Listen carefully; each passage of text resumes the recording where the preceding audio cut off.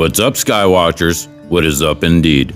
Friday, October 11th, 2024. The Big Light Show. Let's start off by acknowledging the massive solar flares we had prior to last night's geomagnetic storm, an X7.1 solar flare and an X9.3 solar flare. Now, I am completely aware of the solar cycles and solar dynamics. Haven't we seen enough to understand that truth is always bigger than the choices and the information given? I understand many will equate these events with HAARP. Let's explore that for a moment. The reason for the HAARP facility in Gakona, Alaska is because of its proximity known to what's called the electrojet.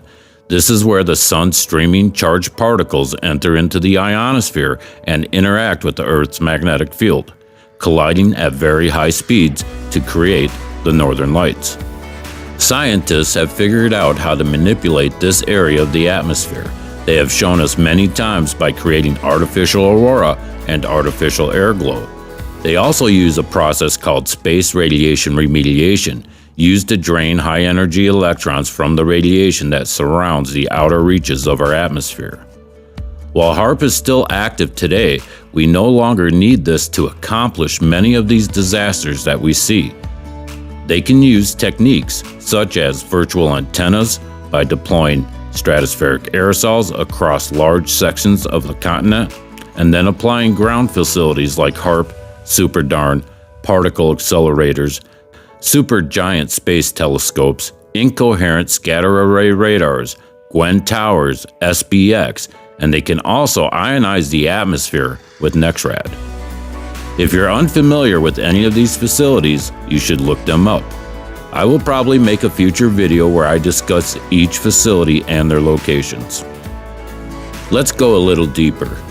We know these stratospheric aerosols have chemicals such as barium that is used to create colors in fireworks displays. Ground-based facilities can use high-frequency radio pulses, and depending on the frequency and the gases and the chemicals, they can create reds and greens. They can also use high-altitude balloons to release these chemicals high into the stratosphere. With onboard high-energy lasers, electron beams can be injected to create artificial aurora. We know they have harnessed the power of nature and turned it into a geophysical weapon. One question I often get is, how can these people do this to us? Many are under the impression these are normal people. That couldn't be further from the truth.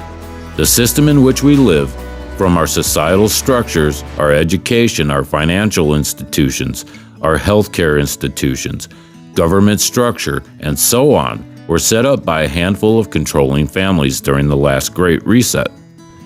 These families all have their dark occult connections, much like the people we see today, and this should be obvious at this point. The system does not serve you and I. The system is the beast, and it feeds off of war, stealing your wealth and destroying your spirit. The blood of the covenant is thicker than the water of the womb. Let that sink in. What we are witnessing is self-fulfilling prophecies and the not-so-great Great Reset.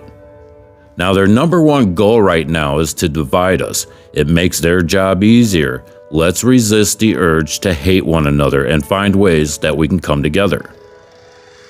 I get asked all of the time, what can we do? My answer is, be aware of what is actually happening. Be prepared for psychological operations and catastrophic events. Have a plan. Find like-minded people in your area. Gather at your local parks, your coffee shops, wherever. Talk loudly. Let others hear you. Who cares if they laugh and snicker?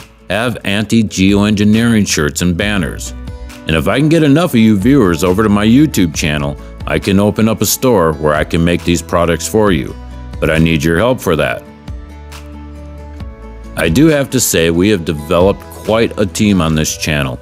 Eyes on the ground, eyes to the skies. Many of you are sharing your photos and experiences, and this allows for a comprehensive picture of what's happening across our country and the world. I couldn't imagine being on a better team. And on that note, I'd like to thank all of you who share real-time updates and critical information. Paul A., Tilly, Jen, Karen, Jamie, and all of you for sharing your photos and stories. And the supporters of this channel for buying me a coffee or using any of my other links. Lee, Recon Scout, Maria, Andy, and Andy, I can't say enough good things, brother. Michael James, Penny, Incognito, and Alex Hammer. I thank all of you for your support. Much love and many thanks.